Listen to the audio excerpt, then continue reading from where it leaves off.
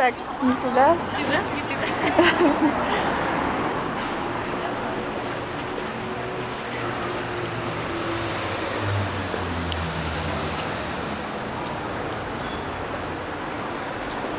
Недавно тут стояли машины, там, советских времен, там, Волга. Видели, нет? Вообще прекрасно, да? У меня братишка вообще любит машины, особенно красного. О, кстати, они стоят, вот, красного цвета. Говорит, красная машина. А сколько ему лет? Ему 4 года. Его зовут Вова. И, ну, кто видит меня с ним, наверное, думает, что это мой ребенок. Я всегда спрашиваю, а Юна, а это твой ребенок? Я говорю, нет, он мой братишка. Я говорю, Боюсь спрашивать, сколько маме лет моя Раиса. Маме моей сейчас 48, она родила в 44 года. Я была одна в семье, и теперь нас двое.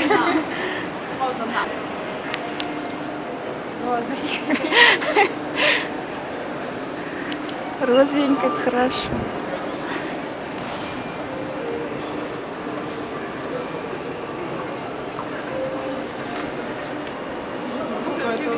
О!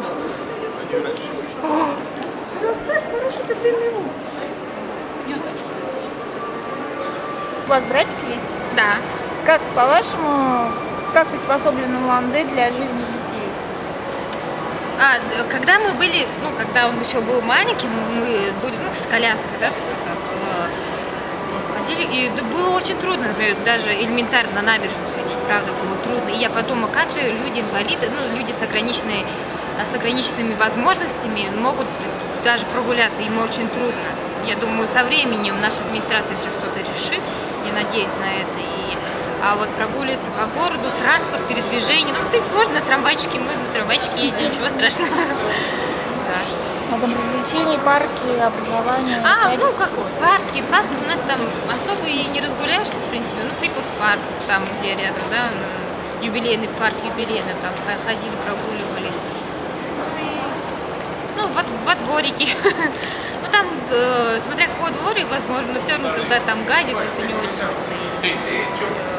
хорошо. Вот сейчас, где я живу, здесь, да, в Москве, обычно там у нас во дворе, где должны дети играть, сидят мужчины и сидят, курят, а бычки кидают не в урну, а в детскую песочницу. Ну, это как-то... Это район Царицына? Да, там... Нехороший. Ну как... Да, местные хулиганы ко мне уже привыкли, да, шучу.